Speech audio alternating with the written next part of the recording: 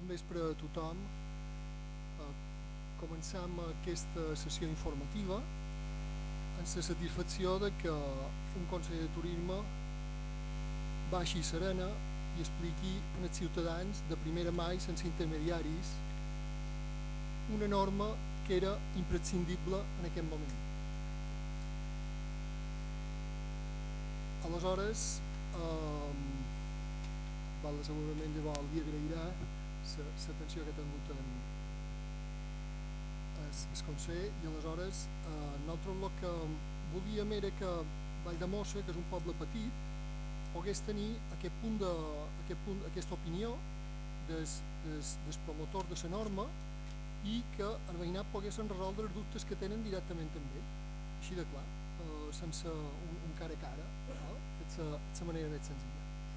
Bueno, en Biel Barceló és el conseller d'Innovació, Recerca i Turisme i és el vicepresident del govern, és advocat de formació, no? I nosaltres el tenim, la gent el té per una persona decent. La norma que han tret jo crec que també és un reflexe d'aquesta manera de ser seva, i bé, en la Conselleria d'Innovació, Recerca i Turisme ja veureu que al llarg dels futurs temps hi ha més col·laboracions i importants per Valldemossa que ja en parlarem.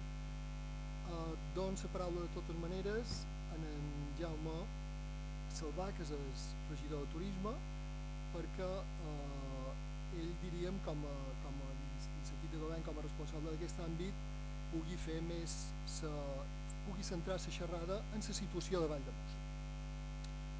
Molt bé, gràcies a tothom per venir, hi ha bastanta assistència, això se gravarà, s'emetrà en diferit i també se seguirà per YouTube, així que gràcies a tothom que vegi aquesta trobada, aquesta ponència, i per suposar també gràcies Biel per estar aquí amb nosaltres i donar la cara, no? Que al final és el que el veïnat agraeix i que és necessari donar de suscitar les inquietuds, no? En matèria turística són anys de debat i controvèrsia dins aquest àmbit, rècord de visitants, inestabilitat social als nostres competidors a la Mediterrània, que ha suposat un increment en el conjunt de les illes. Es qüestiona el model econòmic basat en monocultiu, l'impacte social del turisme, l'impacte, pressió i cost mediambiental, saturació d'infraestructures, massificació dels carrers, precarietat laboral i temporalitat, i en el cas que avui ens toca, gentrificació de barris o pobles o manca i encariment d'habitatge. Valldemossa, en tot això, és un reflex en cada un dels exemples enumerats. Recordar que rebem més d'1 milió anual de turistes per tal una ruta d'un 1,6 quilòmetres lineals i 2.000 habitants.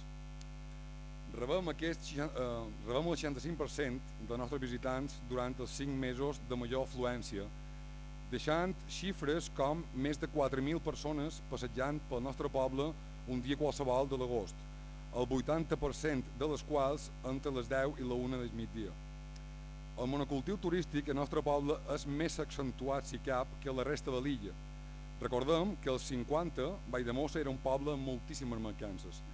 A l'actualitat és el poble amb major renda per càpita de l'illa i una de les taxes d'atur més baixes.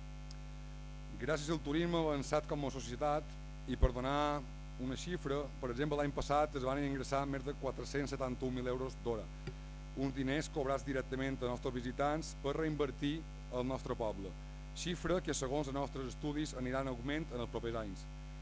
Dona feina, per exemple, a una trentena de persones a Cartoixa i a centenars de persones dins el nostre teixit comercial i petites pimes.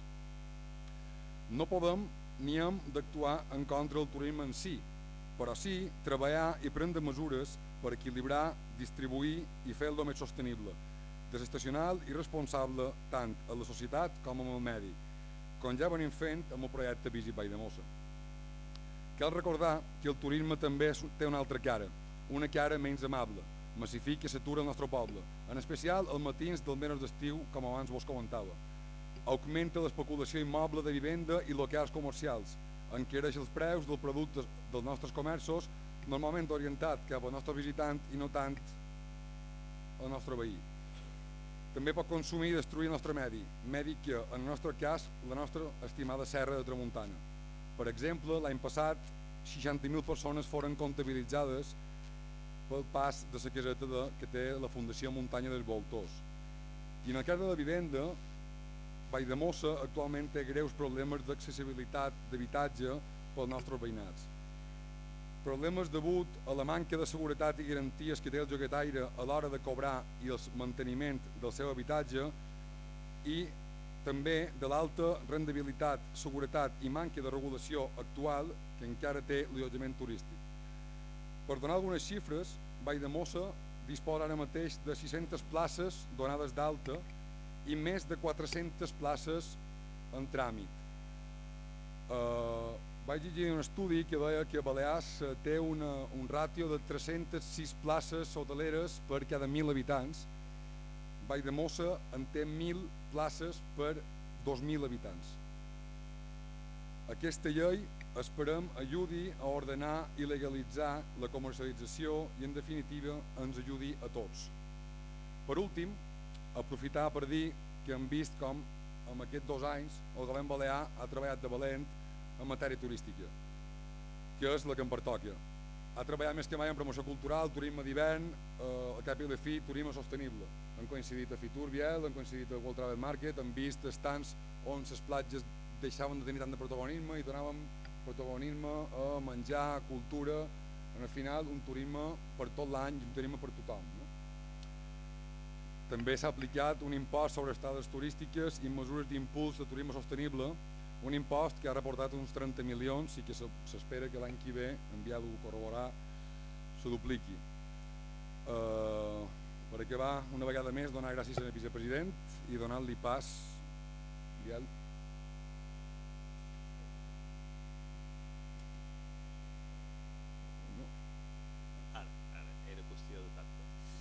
Bones tardes a tots i totes. En primer lloc, agrair a l'Ajuntament de Valldemossa la iniciativa que ha tingut per poder fer aquesta xerrada.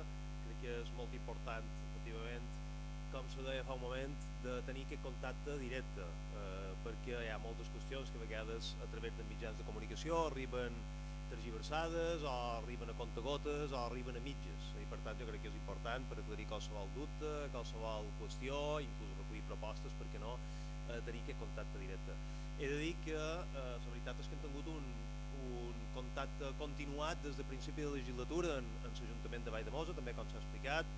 Recordo una de les primeres visites que me va fer l'Ajuntament, el regidor de Turisme i Balda, que van venir a la seu de la Conselleria de Turisme i Vicepresidència per tal de parlar dels seus plans de futur, no? I jo és un dels exemples que poso, no?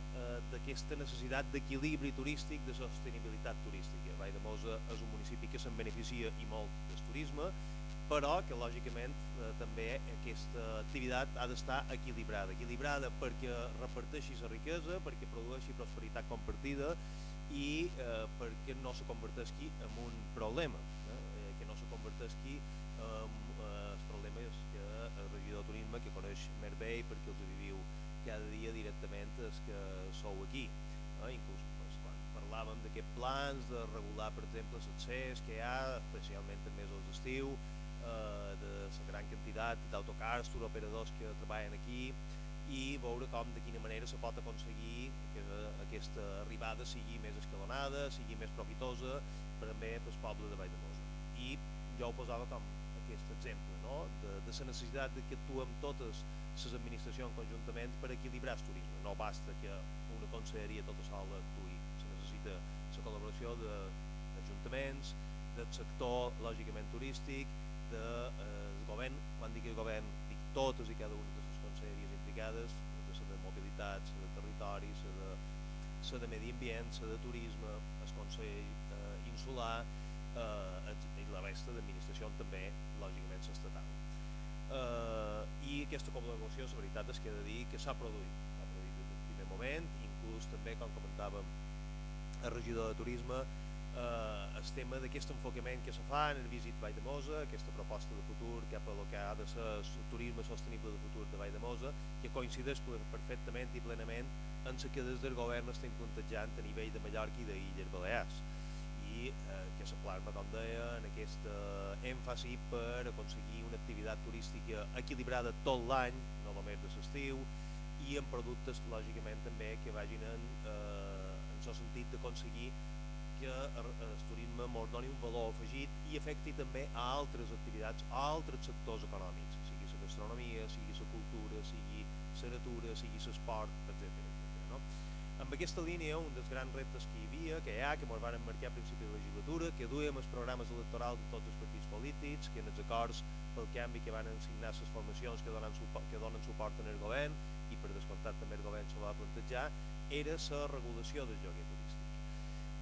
El lloguer turístic és una activitat econòmica en alça, és una activitat econòmica que cada vegada té més interès per distintes raons, per distints motius.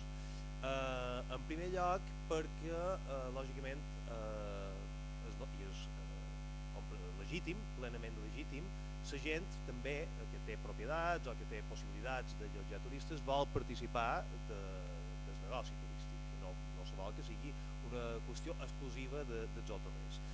Per altra banda, hi ha una demanda cada vegada més gran. Hi ha una part de la gent que viatja que vol anar a hotels, una part de la gent que vol, a més, un determinat tipus d'hotels, que potser vol un paquet amb tot inclòs perquè viatja en turisme familiar i vol tenir un paquet tancat i vol saber el que li costarà, però a la vegada també, cada vegada, i segurament molts dels que estem aquí també, vol viatjar d'una altra manera diferent. I potser se vol allotjar quan viatja a una ciutat o un país, se vol allotjar, prefereix una casa abans que l'altra, no? I aquesta és una demanda, per tant, que existeix. Però havien de fer-ne front, perquè aquesta regulació vol dir que has de regular el que cada vegada s'està convertint més en un negoci, no ho perdem de vista, i com qualsevol negoci ha d'estar subjecte a una sèrie de normes, a una sèrie de regles, a una sèrie de garanties. Això a vegades també és mal d'entendre perquè hi ha gent que diu home, jo a casa meva no m'han d'imposar cap norma, Bueno, sí, el mercat, si estem xerrant d'un negoci, mos obliga, igual que per obrir una merceria a un camp de cantó haurem de complir unes normatives. Per començar, l'Ajuntament mos haurà de dir si en aquell camp de cantó hi podem obrir una merceria, per començar. El mateix en aquest cas d'un negoci turístic, d'un negoci. I a la vegada també perquè lògicament aquesta normativa o aquestes possibilitats sense aquest tipus de limitació morduea un creixement il·limitat de les places turístiques. Imagineu la quantitat de residències que se podien posar a l'abast de l'oferta i, com dic, un creixement il·limitat.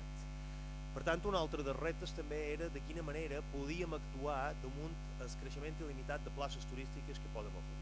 Avui per avui, la llei en vigor, la llei turística de 2012, permet pràcticament un creixement il·limitat de les places turístiques que posem en el mercat, perquè no limita la possibilitat de construcció d'hotels de 4 i 5 estrelles, no limita la possibilitat d'agroturismes, de turisme d'interior, d'hotels de ciutat, i tampoc el creixement en lloguer, el que seria lloguer turístic en residències, no? De que estem xerrant en aquests moments. Per tant, un dels grans reptes que s'havia de posar damunt la taula la normativa era de quina manera tot aquest creixement il·limitat de places turístiques s'havia de posar-hi un sostre de places. No? La llei ho regula dient hi ha un número total màxim de places turístiques avui disponibles, que ve d'una normativa de fa més de 20 anys, no és un invent nou. Aquest número de places disponibles a dia d'avui és de 44.000 places turístiques a Mallorca, i per tant aquest és el creixement màxim que poden permetre entre totes les modalitats d'allotjament turístic. Aquesta borsa de places lògicament se pot moure perquè contínuament hi pot haver altes i baixes. Cada vegada que se dona de baixa una plaça turística obsoleta se pot crear una altra. Bueno, en aquest moment no és així. En aquest moments per cada plaça turística obsoleta que se dona de baixa se'n poden crear dues de noves. Per tant, la normativa també devia d'equilibrar aquesta qüestió, que aquest 1/2 se convertís en un 1/1 i no, per tant, provocar cada vegada més creixements turístics també per aquesta via. A més d'aquest repte, que és de posar aquesta limitació de places turístiques, s'havia de posar a veure quins requisits, quines garanties, quines condicions de qualitat, per exemple, s'havia de posar per poder comercialitzar turísticament. He de fer un incís abans de res. I hem de recordar que avui per avui hi ha una normativa civil, estatal, la llei d'arrendaments urbans, que permet a qualsevol propietari llogar a casa seva. i ho permet fer arrendament de temporada i permet que aquests arrendaments de temporada siguin per dies i per setmanes. La llei de què estem parlant ara no entra en aquest tipus d'arrendaments, entre altres coses perquè són legislació estatal, són competència del govern espanyol. Per tant, també ha de quedar clar que qualsevol propietari sempre té aquesta via, la de la llei d'arrendaments urbans, i ha de complir els requisits que la llei d'arrendaments urbans diu, que són tenir un contracte d'arrendament, depositar la fiança que se t'obligui corresponent i declarar els ingressos a Hisenda. Per tant, aquesta via està oberta. El que no pots fer és comercialitzar turísticament aquest tipus d'arrendaments. Si comercialitzes turísticament i ofereixes serveis turístics, per exemple, per de neteja, per posar-ne un molt clar, en aquest cas has d'anar per la via de l'arrendament turístic. Aleshores, aquí ve el que havien d'afrontar, no? De quina manera ho afrontàvem. Avui per avui, aquest arrendament en habitatges, d'acord amb la llei de 2012 i el reglament que la va desenvolupar, que és un reglament de 2015, de finals de la passada legislatura, encara en son anterior govern, d'acord amb aquesta normativa, com dic, actualment vigent, que és de la passada legislatura, només se poden comercialitzar turísticament els habitatges unifamiliars i entre mitgeres. I en canvi quedaven fora els plurifamiliars, és a dir, hi havia tota una sèrie de tipologies d'habitatges que quedaven fora. La normativa actual, que està en exposició, en informació, en tramitació, i que per tant és que hipotèticament en un futur no molt llunyà estarà en vigor, no distingeix entre tipus d'habitatges. Evitar aquest greuge comparatiu entre si tens una caseta fora de vila la pots llogar, però si tens un pis a un plurifamiliar no pots, evitar aquest greuge comparatiu que avui per avui existeix. Per tant, això era una de les qüestions que s'havien de posar a damunt la taula.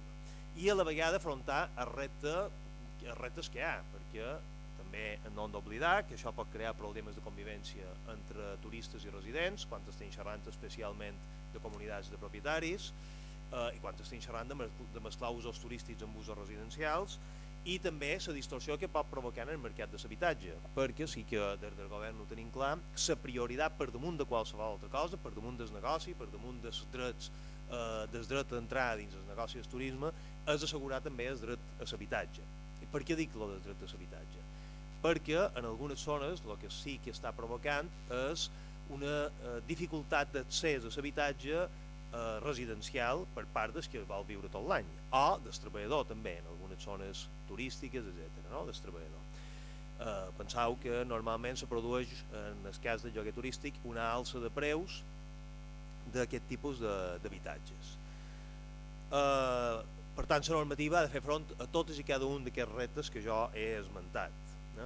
A partir d'aquí, per tant, com dic, havien de garantir per tant, el tema de les places, havien de garantir l'accés dels ciutadans a l'activitat turística, havien de regular, per tant, una realitat que existeix, no poden tirar-se ara cap a una altra banda i dir això no existeix, no, existeix, avui per avui aquests turistes les tenim, de manera legal o de manera il·legal o de manera il·legal, però hi són, i havien de garantir d'alguna manera les possibilitats de convivència, com dic, entre turistes i residents. Com hem afrontat això? El primer que vos he de dir és que totes les qüestions que posam en aquests moments com a propostes damunt la taula, que han estat a informació pública, que han estat objecte de delegacions que ara estem estudiant, totes formen part d'un debat obert. En aquest sentit, fins i tot aquelles qüestions més polèmiques o que més controvèrsia han ocasionat, nosaltres, evidentment, el que estem és disposats a estudiar-les i, si és necessari, modificar-les. El que volem és que surti la millor llei possible, incorporant totes aquelles qüestions que se mos posin damunt la taula. Per tant, la proposta no és una proposta tancada, no és una proposta inamovible, no és que aquí hem ficat la banya i no mos hi volen moure, sinó que, com dic, estem disposats a obrir el debat. No? Quines qüestions s'han posat damunt la taula? Com he dit abans, suprimir les excepcions que permeten els creixements il·limitats d'oferta turística, en general, sigui un hotel de 5 estrelles, sigui un agroturisme o sigui oferta de lloguer turístic en residencials. Aquesta possibilitat il·limitada de creixement i cenyir-nos a cada una de les borses de places disponibles que hi ha i que cada una de les illes és diferent. Mallorca en té una, Menorca té una altra borsa de places disponibles, a Eivissa i Formentera tenen la seva. Llavors, per tant, les places que se puguin donar d'alta necessiten que o se compri o se doni de baixa una altra plaça a la vegada, no? Una altra plaça turística. Llavors hi ha una altra qüestió molt important. Qui té les competències en matèria territorial i urbanística no és el govern. És a dir, qui diu i concreta, fa els planejaments i qui diu i concreta on se poden fer cada un dels distints tipus d'activitats, sigui una activitat comercial, sigui l'activitat turística, sigui la residencial, en el final són els consells insulars i els ajuntaments.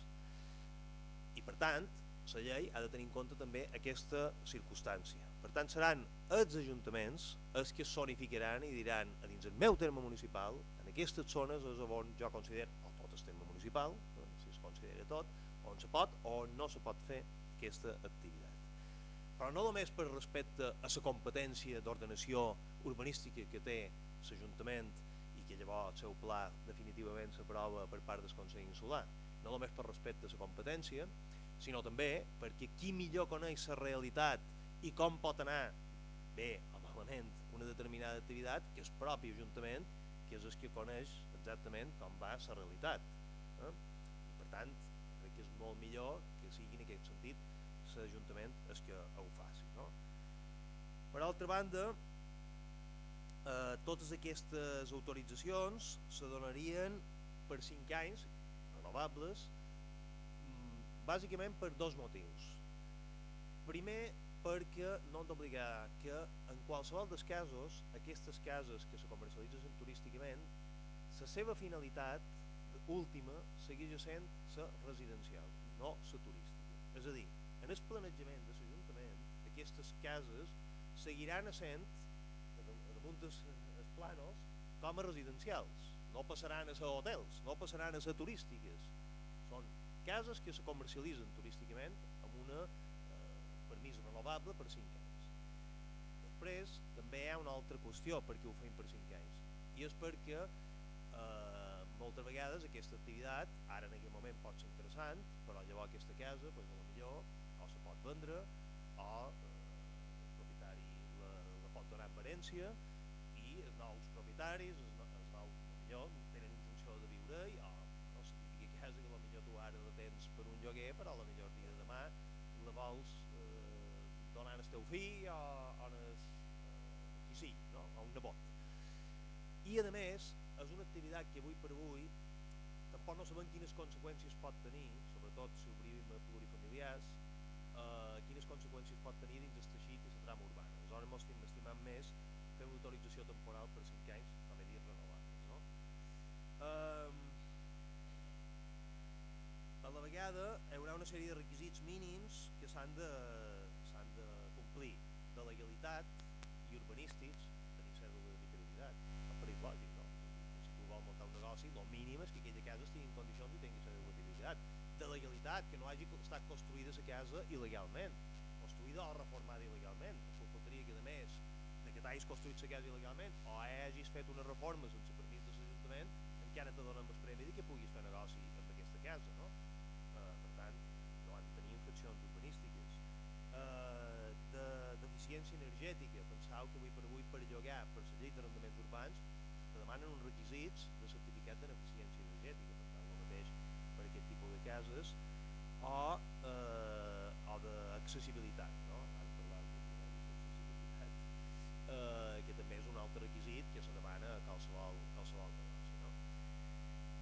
Se demana també que a més en el cas de plurifamiliars, que és un altre dels temes que ha estat polèmic, tinguin permís de la comunitat de propietaris. Això és un tema que en aquest moment estem estudiant, a veure si ho hem de mantenir o no, i si ho hem de mantenir amb quin criteri s'ha de mantenir, perquè hi ha veus que diuen que això suposa una modificació de l'Estatut de la Comunitat de Propietaris i que qualsevol modificació de l'Estatut de Comunitat de Propietaris és permetre un ús que en principi no és residencial, o ha d'estar damunt dels estatuts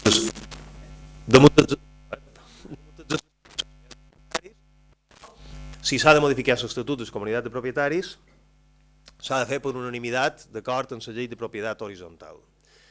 avui per avui nosaltres en podem majoria simple, però veus que diuen unanimitat. El que passa que també són conscients de que posar unanimitat en una finca, en una comunitat de propietaris, de facto seria prohibició. Per tant, quasi, si hem de posar unanimitat, millor o no ho posam o posam prohibició directament. També en són conscients. Per tant, és una de les qüestions que ara jurídicament s'està estudiant, s'estan mirant les distintes al·legacions que en aquest sentit hi ha hagut, entre d'altres del Col·legi d'Administradors de Finques, i les estem estudiant. També demanam, donam, per cert, tota una sèrie de facultats a la comunitat de propietaris també per intervenir, perquè clar, penseu que el turista que s'allotjarà utilitzarà elements comuns de la comunitat de propietaris, sigui jardí comunitari, sigui piscina comunitària, etc. Aleshores, ha de tenir clar que ha de respectar les normes que hi hagi a la comunitat de propietaris, per exemple, d'horaris. No? La piscina no se pot utilitzar a partir de les 9 del vespre. Bueno, pues, el propietari ha d'informar el turista de que ha de complir aquella normativa i que si no podrà ser sancionat. I la sanció ja no va al turista, va al propietari. També ha de quedar clar, perquè el turista se'n va i ja... Per tant, els propietaris és que se n'ha de fer càrrec. El propietari, entre altres coses, ha de posar un telèfon 24 hores a disposició del client i de la comunitat de propietaris per si hi ha qualque problema. Clar, tens un negoci, te n'has de fer càrrec d'aquest negoci. Per tant, un telèfon 24 hores disponible, etc. No hi ha d'haver recepció, perquè això ja són apartaments turístics, és una altra història. Han de tenir comptador d'aigua. Això també hi ha hagut crítiques en el sentit de que hi haurà molts que no tenen comptador individual d'aigua. Bueno, això no se refereix ni a les cases de fora vila, ni a les cases unifamiliars, però penseu que en una finca està baramat que l'ús turístic produeix major consum d'aigua. Aleshores, si no hi ha comptador individual, vol dir que tots els veïnats estan assumint la part proporcional de la despesa d'aigua d'aquell que està llogant casa seva turistes, que, lògicament, per la seva tipus d'activitat, sobretot els mesos d'estiu, se dutxaran més, utilitzaran més aigua, potser hi haurà més gent deshabitual dins de casa, i no tenen per què assumir-ho la resta de veïnats aquell major consum d'aigua. Aleshores, per això exigim que la finca que se posi tingui comptador individual d'aigua. Se mos ha criticat perquè també demanam 10 anys d'antiguitat de la finca. Per què és 10 anys d'antiguitat de la finca? Bueno, primer perquè és una petició que el Parlament de les Illes Balears per unanimitat mos va fer, que hi hagi un mínim d'antiguitat. I l'objectiu del mínim d'anys d'antiguitat de la finca per poder-se comercialitzar turísticament és perquè tu no construeixis aposta amb l'objectiu de llogar turísticament. No. Tu tens ja una casa prèviament i aleshores ara decideixes donar-li un ús, una comercialització turística. Però el que volem evitar és l'especulació d'anem a construir, perquè això és un negoci, i per tant anem a construir, però no per el mercat residencial, sinó per el mercat turístic. Això és el que volem evitar. Incentivar construcció per al mercat turístic de cases. Aquesta la volem evitar posant un mínim d'antiguitat a les cases. Però clar, se m'ho diu, és que moltes d'aquestes finques antigues, de més de 10 anys, no tenen compte individual. Bueno, doncs hauran de fer la inversió, s'haurà de fer la inversió, però insisteix que el que no poden fer és carregar a la resta de veïnats la major despesa d'aigua. D'alguna manera això ha de ser així, perquè sempre xerram de comercialització turística, penseu que diferenciem llei d'arrendaments urbans. I hi ha una altra qüestió que posam damunt la taula, que és el de les webs de comercialització turística. I els entram a regular aquestes webs de tal manera que els obliguem a que el que ofertin turísticament els obliguem a que estigui registrat legalment a l'administració. És a dir, que no puguin posar oferta que no tingui registre de l'administració. I evitar, per tant, l'activitat pirata, l'intrusisme, etc. I posam, evidentment, també les sancions adequades per tal de que, si aquestes webs incompleixen, puguin ser perseguides. No és una tarea fàcil, en som conscients, entre altres qüestions, perquè hi ha moltes ciutats, en aquests moments, molt potents, des de Barcelona a Amsterdam o a Nova York, per citar-ne algunes, que estan lluitant o estan intentant que aquestes Airbnb de torns i altres s'encaixin dins el que les ciutats volen, i no que facin el que vulguin, com han fet fins ara. El que passa és que la regulació, avui per avui, a través d'internet, és bastant de lliure mercat i no és fàcil, i no ajuda gaire la normativa estatal i europea en aquest sentit perquè no ens dona eines. Per tant, les eines les posaran nosaltres a una modesta llei autonòmica per lluitar contra gegants que se mouen a nivell internacional. Per tant, penseu, però com dic, altres parts s'està fent i per tant nosaltres també, lògicament, assumirem aquest repte per tal de que tinguem eines i els que ho fan ho puguin fer, però compleixin la llei. No que no ho facin, que no sigui un campi que pugui, com ara. Per tant, si comercialitzen habitatges, que s'assegurin que estan donats d'alta. I si no, que els comercialitzin per una altra via que no sigui la turística. I bàsicament això és, en resum, el que plantegem. Com he dit ara, vos coment que ara hi ha hagut el període d'informació pública, s'han presentat al·legacions per part d'administracions i de particulars. Els estem estudiant, nosaltres agraïm aquestes al·legacions perquè creiem que són en general aportacions en positiu.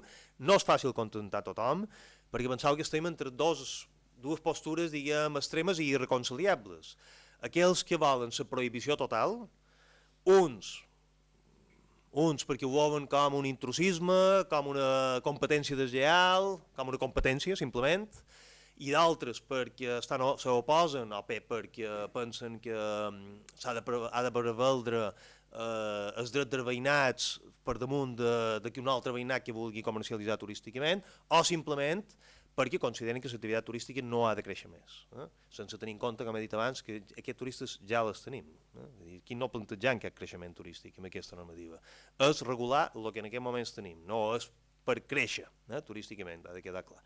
I l'altra postura és de, no me posis cap trava, deixa'm fer a mi el que vulgui, liberalització total, té avals a nivell estatal i internacional, la Comissió del Mercat de la Competència te demana que obris el mercat i que no posis cap tipus de trava, ni 10 anys, ni registre, ni res, ni que l'Ajuntament pugui dir si se pot o no se pot. Això és el que volen, aquesta postura liberalitzadora, o inclús algunes normatives europees que van en aquesta línia, però que s'ho estan repensant, perquè quan Berlín, Amsterdam, París, Barcelona t'està dient no, això no pot ser un campi qui pugui, el legislador europeu també ara s'ho està pensant, i la normativa que ha de sortir a nivell europeu no crec que sigui tampoc aquest campi qui pugui que algun volen. Aleshores, entre aquestes dues postures, de prohibició total i de liberalització total, crec que s'ha d'optar per la regulació del seny, del sentit comú, i de que qualsevol altra activitat econòmica se pugui fer, però amb garanties i amb requisits.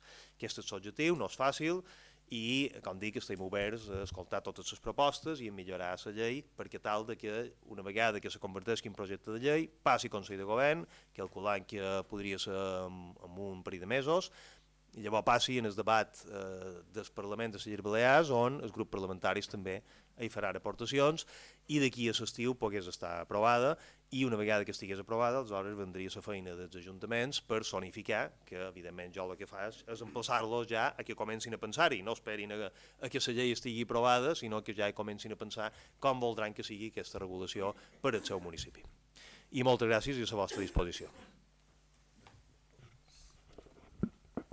Ara faríem un torn de paraula. En Jaume... Sí. En Jaume comença el torn, però és un torn obert en el públic, evidentment.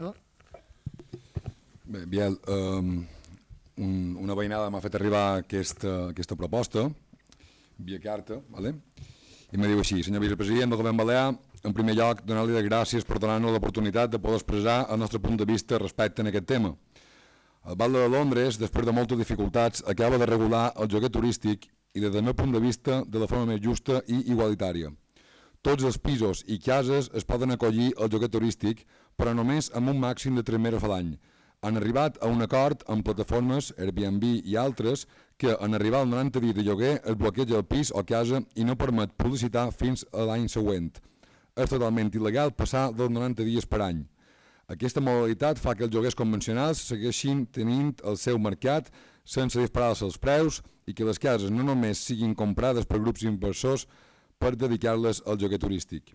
Per acabar, es reparteixen el lloguer turístic més per tota la geografia. En el cas de pisos, per als veïns no són excessives molèsties 90 dies a l'any. Els hotelers no els causa perjudicis i s'acosta més al model pel qual va néixer el lloguer turístic. Una afectuosa salutació.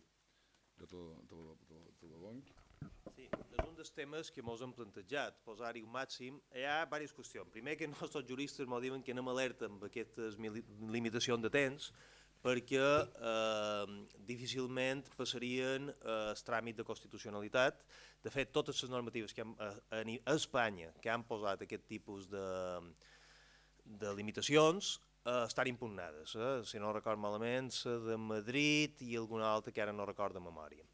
Llavors, per això té un problema, que és el de l'estacionalitat. Segurament a Londres no hi ha aquest problema, Londres és una ciutat de tot l'any, i és de l'estacionalitat. Si posam 3 mesos a l'any màxim, penseu quins 3 mesos llogarà tothom. Quins 3 mesos llogarà el 95% de la gent. No se distribuirà al llarg de tot l'any i no aconseguirem rompre l'estacionalitat, que és el que ens agradaria. Per això és el hàndicap més gran que té. I al final no incentivarem que vengui qualcú a llogar a casa seva el novembre. Tothom llogarà juliol, agost i setembre. Tothom. Per això és un problema gros. Mateu. Damunt d'aquesta problemàtica s'ha fet o s'ha fet una llei per regular tot aquest deixons. Jo m'agradaria saber si el govern, ara per exemple la Vall de Mossa, potser hi ha 10-15 cases, però l'any que ve n'hi haurà 100, no ho sé. Llavors el govern està a favor o en contra de que es facin cases, no refereix a pisos, cases individuals, si està a favor o en contra d'aquesta proposta, d'aquesta nova... Que se puguin posar que se puguin turísticament. posar negocis vacacionals. Bueno, avui per avui és factible, és possible. Estan permeses, nosaltres les estem tramitant, n'estem tramitant no només a Vall de Mosa, sinó a tots els municipis. El regidor de turisme ha donat els números i a més mos consta que en aquests moments a Vall de Mosa se n'estan moguent més, perquè avui penseu que avui per avui, així com està la normativa, tots aquests casos unifamiliars, entre mitgeres, etc., se poden anar tramitant i de fet s'està tramitant. Jo he de distingir bastant entre el que és el lloguer turístic a zones urbanes molt densificades, principalment me referiria a Palma i a Vila, Vila i Eivissa, i en canvi en la resta de municipis, municipis d'interior o municipis de la Serra, en general han ajudat bastant, des del meu punt de vista, a la reactivació econòmica i a la distribució de la riquesa. Des del meu punt de vista és una activitat positiva. En els municipis on s'està produint aquest tipus de turisme és un turisme que no només se concentra en l'estiu, com dèiem abans en la resposta anterior, i que en general consumeix en el restaurant del propi poble, en els comerç del propi poble, per tant jo des d'aquest punt de vista ho considero positiu. Insisteix, no és el mateix la situació que se pot produir, per exemple, a Palma, on aquesta necessitat de reactivar el comerç interior no és tan gran perquè ja té altes entrades, siguin creueristes, siguin els hotels de platja de Palma, siguin etc. No necessita aquesta, inclús és negatiu, que encara n'hi posen més, perquè ja n'hi ha molts, de turistes, i a més està creant problemes d'accés a l'habitatge, que també en aquestes zones, en aquest cas a Vall de Mosa, també se pot produir. Vall de Mosa, evidentment, jo no conec exactament el mercat immobiliari, però m'imagino que barat o no ho de ser, Vall de Mosa, m'imagino, i evidentment aquest tipus d'activitat no ajuda a abaratir el preu, tot el contrari, encara l'encariria més, sigui l'accés a propietat, sigui l'accés a lloguer. Per tant, aquesta part també l'hem de tenir present. Però ja insisteix que filosòficament, com a concepte, crec que és una activitat que ajuda a rehabilitar, que ajuda que se facin reformes en aquestes cases, que d'una altra manera, millor per peresa del propietari de lloguer tot l'any perquè potser els ingressos no són suficients, o la por que el lloguer me faci un desastre, o el que sigui, aquest lloguer de rotació, que està una setmana i se'n va, o 2 setmanes i se'n va, fa que potser la casa la tinguis amb un mobiliari que hagi reformat, amb un pintat, etc. Això també produeix fusters, electricistes, vull dir, reactiva, des d'aquest punt de vista.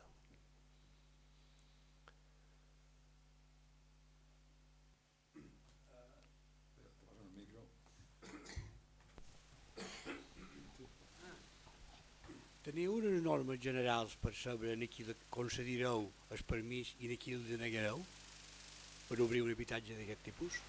Si està limitat, hi haurà qualcú que li hauran de dir que no. I per què li diran que no i per què li diran que sí? Bueno, d'entrada, primer ens haurem de cenyir a les zonificacions que facin els ajuntaments.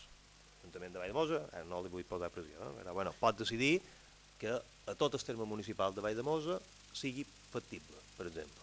Jo sé d'ajuntaments que diran que en tot el terme no és possible. Per exemple, l'Ajuntament de Vila, Eivissa ja mos ho ha dit, nosaltres ho prohibirem a tot el terme municipal. És un terme municipal petit, també s'ha de dir, que ara que sigui la capital d'Eivissa, relativament petit, i tenen molt poc espai, i prioritzen el lloguer residencial per damunt del turístic, que ho entenc perfectament, i ho prohibiran a tot el municipi. Per tant, aquí ja no hi ha més discussió, cap propietari ho podrà fer. Valldemossa, per exemple, pot optar per dir a tot el terme municipal és possible. Molt bé. A partir d'aquí, les cases han de complir les qüestions que ja vos he dit abans. Han de tenir una antiguitat de més de 10 anys, han de tenir cèdula d'habitabilitat, no han d'haver estat construïdes il·legalment o reformades il·legalment, i poca cosa més, les qüestions que jo vos he dit. Si estàs en una comunitat de propietaris comptador individual, si no és una comunitat, doncs ja no hi ha problema perquè tens el teu propi comptador o POU, potser ni estàs connectat a la xarxa, i aquesta és qüestió. El de més, per tant, no és complir aquests requisits que jo més o manco vos he anat esmentant. De la pregunta d'Antoni hi havia la qüestió de quan s'arribin a números clausos, com feien la selecció dels qui estan a de dins i els qui estan a de fora. Bé, mentre hi hagi places disponibles, se van donant les autoritzacions. En el moment en què s'esgotassin les places, hipotèticament, mentre no hi hagi... quedaries a la llista d'espera. Claro. Mentre hi hagi places disponibles, se van donant autoritzacions. En el moment en què tu trobes que tota la borsa de places s'ha esgotat, aleshores quedaries, diguem, en una llista d'espera i la primera plaça disponible entraries. Com se poden donar places disponibles? Bueno, doncs ja us he dit. Oferta obsoleta que se dona de baixa, que n'hi ha, per una banda, o per l'altra també, com que s'han d'anar renovant les places, potser un moment donat aquell, quan t'ha de renovar, o bé ja no compleix els requisits, per lo que sigui, o detectam que no els compleix, que això segurament mos passarà, que gent que mos ha dit que les compleix i quan les revisam i les inspeccionam resulta que és mentida, i per tant l'han de donar de baixa, o bé gent que l'ús d'aquell pis o d'aquella casa ha canviat, perquè ara jo vull llogar turísticament, penseu que avui per avui és molt rendible llogar turísticament, però jo sempre poso l'exemple de quan hi va haver el boom dels videoclubs. Tothom obria un esquet de cantó, de qualsevol barri de Palma hi havia un videoclub. A cada 100 metres n'hi havia un. Avui quants en trobareu? Avui de tots aquells negocis s'han substituït per altres qüestions, potser en queden 2 en tota Palma. A Valldemossa no sé si arribava o no, però Palma era allà en un boom. Per què? Perquè va deixar de ser negoci. Això pot arribar a passar. En aquest moment penseu que per la situació del Mediterrani oriental, Mallorca és un destí molt interessant turísticament, però si aquests llocs, tipus Turquia, Egipte, Tunísia, etc., se recuperen, no vendrà tant de turisme. Potser el repartiment dels turistes no serà tan interessant i pisos que en aquest moment estaran en lloguer turístic no interessarà, perquè serà un mercat en moviment continuat, hi haurà altes i baixes continuades. Sí, bon estat. Com vostè ha dit, un dels requisits és el tema d'accessibilitat. Les cases de Valldemossa difícilment poden complir aquestes normatives d'accessibilitat.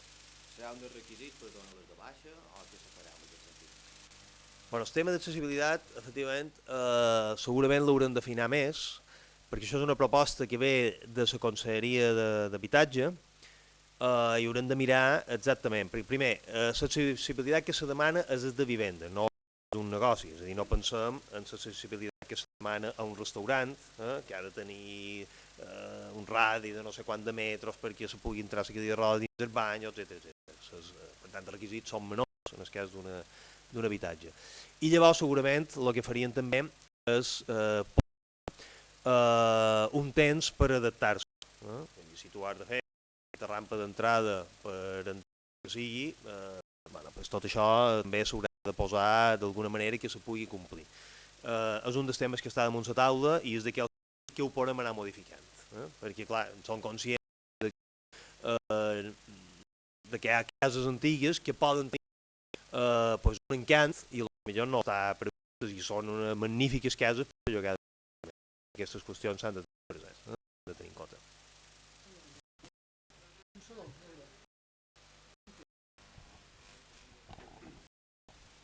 Hablando de lo mismo que comentó de que la mayoría de casas del pueblo, 2 pisos, escaleras por todo, y es imposible hacer un acceso para poner un ascensor, o no es lo mismo que un restaurante. Ho tindrem en compte. És impossible, no? És impossible. Xerrant de cases antigues és impossible.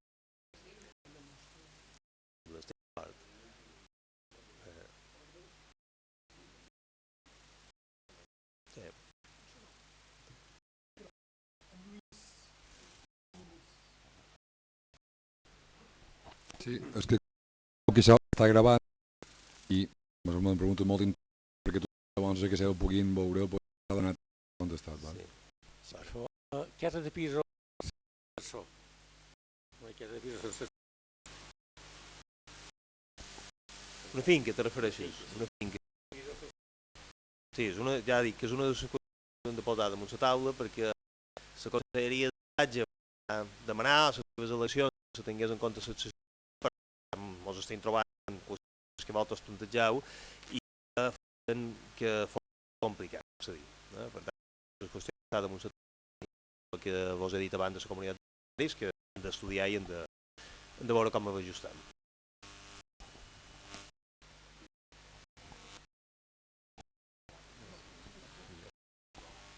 Aquesta taula de finques que han de tenir 10 anys. 10 anys a partir de quan se comença, a partir d'ara, d'avui, d'aquí un any. Se compta del moment que tens la cèdula d'habitabilitat i per tant el dia quin dia estem 8 de 2010 en aquest moment m'ho haurien d'anar a les construccions en el 8 de febrer de 2007. Si m'ho demaneu bueno, pues, el mateix anys enrere, o sigui, la construcció d'antiguitat. Casa nova està xerrant. Per destinar-la no.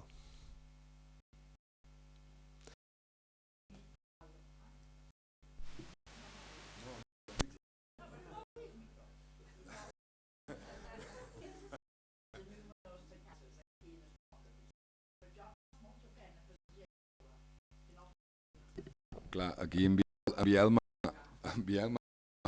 pulles, No, que això ja ho hem de trobar que no és una problemàtica molt i l'Ajuntament ha de conciliar veïnat i opció i això no serà ara el moment que emergències a piscina vol dir durà mesos establir uns marges, però evidentment és obligació, crec, i tothom està d'acord, de parlar per l'interès dels ciutadans. I ara veiem, ja anys que ho veiem en DEA té un problema de manca d'habitatge, els de DEA venien a Vall de Mossa i ara els de DEA llegaven a Vall de Mossa i es quedaven a Vall de Mossa. Jo som un exemple clar, tradicionalment jugava i jo vaig veure que l'any ja no tenia oportunitats, ja es marcaven oportunitats veïnats, els vostres tot plegat tenen aquesta dificultat. Això sí que a l'hora de haurà de ser una decisió consensuada, una decisió molt gran, vol dir que ara mateix puc resposta de limitar, perquè honestament no estàvem en la fase, estàvem en la fase de col·laborar amb el govern, de parlar i de solventar, no? Perquè tancades.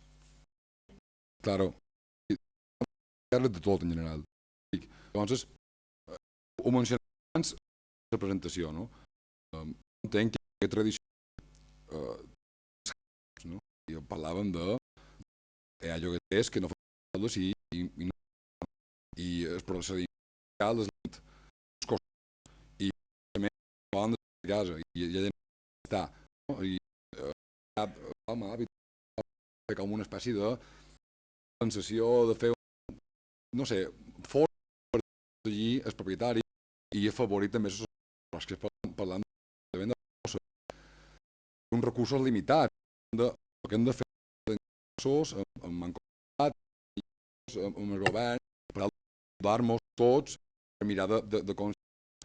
El que sí que és cert és que la planta de cases buides que val tal vegada estudiar. Estudiar que els han de poder seguir vivint a Mossa. És pensar en urbanístic de Mossa. És que a qualque banda que si tenen fills l'oportunitat de poder meva, els meus fills, els teus fills al final puguin a Mossa, no? És a dir, que ara matur donar una...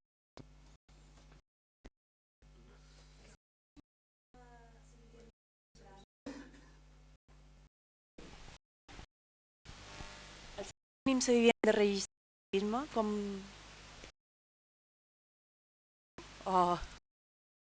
Anem a veure. Hi ha una sèrie... Bueno, en principi és que tenen ja permís, tenen permís. Per tant, s'ha fet en qüestions, però per exemple, l'aplicació. Tu ja tens permís, l'Ajuntament de Valldemossa que aquesta zona no posen per cas, això no seria. Sí que hi ha qüestions d'habilitat i urbanístiques que segurament per adaptar-se. Me refereixo, per exemple, si se te demanarà la qüestió d'habilitat, no se mira si se queda construïda legalment, si té cèdula d'habilitat, aquestes qüestions. Aquestes, Anem a veure. La inspecció tarda molt. Se demana. El que és que a la llei tal, la cèdula d'habilitat incluïda, per exemple, la legalitat no està posat expressament. Cosa que, però no incluït expressament. Les qüestions se revisen contínuament.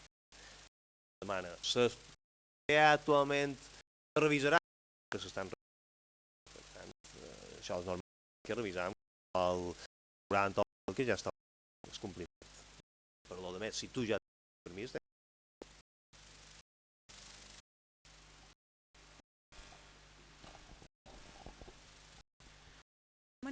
que del tema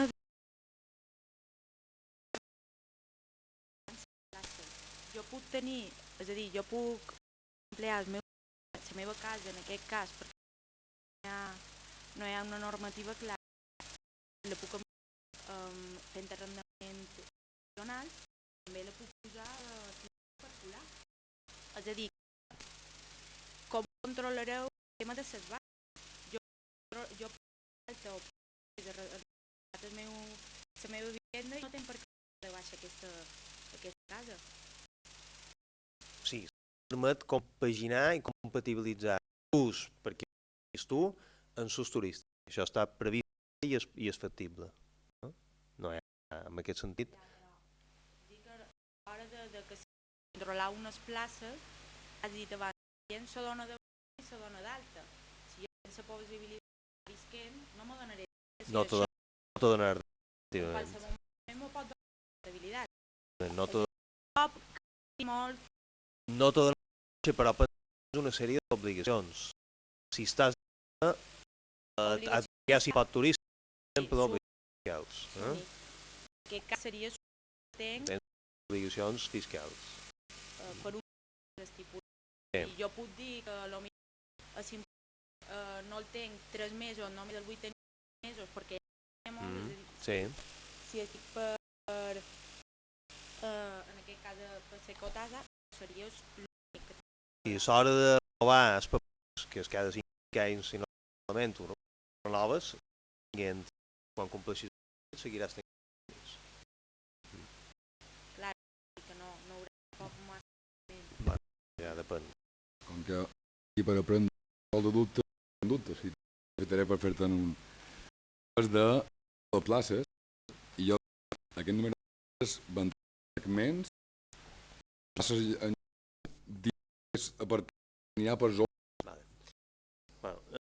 La de places avui és d'illa.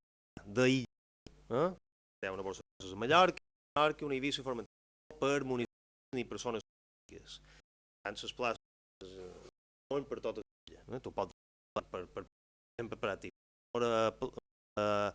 Baixa en l'Alcúdia a Vall de Mosa. Vull dir, no tardes en la teva zona. És la zona de tota l'illa. I això sí, la gestió de la borsa de places, que avui per avui la tenen per en un futur més o menys immediat, amb uns 2 anys, ha de passar en el Consell. És que gestiona la borsa de places per decidir per tipus de places turístiques. No és la llei, no és obligatori, però pot decidir, bueno, pues jo, en lloc d'una borsa de places, una borsa de hotels, una per habitatges i una per la resta, que podrien ser agroturisme rural, per exemple, 3 o 2, una per habitatge, una per tot. Però el gestor podrà fer. No, si la llei ho permet, ho deixa aquesta possibilitat, però serà el gestor de la borsa de places que en funció d'una gestió més eficaç, més eficient, etc., ho podrà concretar. La llei tampoc no pot arribar en el detall i moltes coses ja per desenvolupament reglamentari. Seguint amb aquesta, i no és per zones, les zones tradicionalment turístiques, que són les que tal vegada manquen. O sigui, parlàvem abans jo, a la meva presentació he fet el pròleg que he mencionat les coses dolentes, les coses bones ja ho hem mencionat tu, no? De dir, dona diversitat a zones que turísticament no tenen opcions. Les zones turístiques no has dit, perquè suposo que encara no tenen les xifres, de quantes places parlam.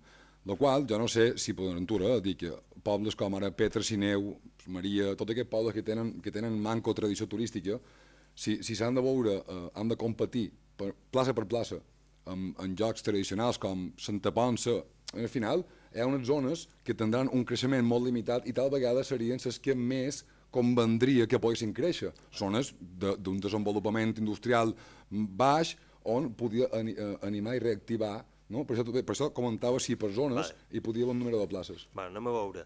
No està previst, per la complexitat que du de fer-ho per zones, penseu que el pla de l'oferta d'ordenació turística dels temps d'encladeres, POT, famosos, sí que parlaven de zones turístiques, però això fa molt d'anys ja que se va eliminar i avui per avui hi ha una única zona.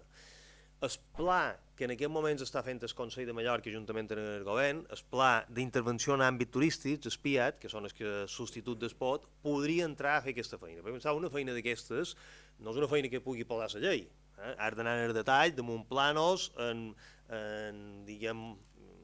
motivacions tècniques i jurídiques, urbanístiques, territorials i mediambientals, per anar en aquest detall. En principi, no hi entram, deixant la possibilitat que el planejament que fa el Consell a través dels PIATs hi pugui entrar, no hi entram, perquè la llei no pot assignar número de places perquè aquesta feina és immensa. No?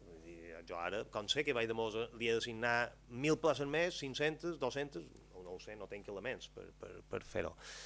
Però també pensava una cosa, tu posaves l'exemple de zones turístiques ja colmatades, no? Tipus Santa Ponça, com podien dir el Port d'Alcúdia. La previsió és que aquestes zones no creixeran en places turístiques, no hi ha una pressió per créixer en places turístiques. Per començar, avui per avui, les reformes hoteleres que han suposat increments de places hoteleres s'han tramitat pràcticament totes, o s'han tramitat els darrers anys. Per altra banda, han modificat la normativa, precisament a principis de l'any passat, de tal manera que les reformes hoteleres ara no vagin lligades a millora de les infraestructures hoteleres però no a increment de places. És a dir, a l'hotel li dèiem, te deixam construir un spa, te deixam construir a dalt plaques solars o millores d'eficiència energètica o millores de tractament de residus, coses així, o millora de serveis que ofereixes perquè climatitzes la piscina i la fas tapada, perquè fas a baix un gimnàs i tot això. Totes aquestes reformes te'ls deixam fer per damunt del planejament municipal, però les deixam fer, però no lligades a increments de places. És a dir, tu pots fer aquesta reforma, però no faig més places turístiques en el propi hotel. Per tant, en aquests moments no hi ha un creixement previst, en principi, molt gran, sempre hi ha un petit creixement en aquestes zones. Penseu que ara en aquest moment ja s'estan construint alguns grans hotels a Calvià i a Platja de Palma i no hi ha previsió en el futur de que n'hi hagi més. Per tant, això vol dir que el gruix de creixement vendrà per aquest allotjament i la previsió que nosaltres tenim és que se repartirà bastant en tot el territori. No? De fet, també pensar una cosa, que avui per avui s'estan donant d'alta molt de cases que en aquest moment ja poden comercialitzar d'acord amb la llei de 2012. És a dir, que el que estem fent en aquests moments és, diguem, aflorar tota l'oferta que en aquests moments és real però no estava donada d'alta. Per tant, si mateix, l'anunci d'una nova normativa haurà servit perquè aquesta activitat que existeix aflori i se legalitzi i se vagin a registre a donar-se d'alta. Per tant, en principi, una gran part d'aquella necessitat d'oferta ja estarà legalitzada, no? Quan arribi la normativa.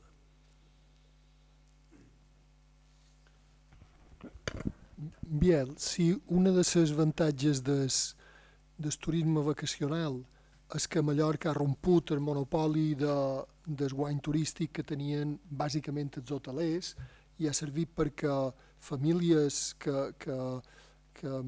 no tenien una aspiració de convertir-se en hotelers, però sí tenien béns per posar a disposició, han pogut, el que tu dius, arreglar una casa, posar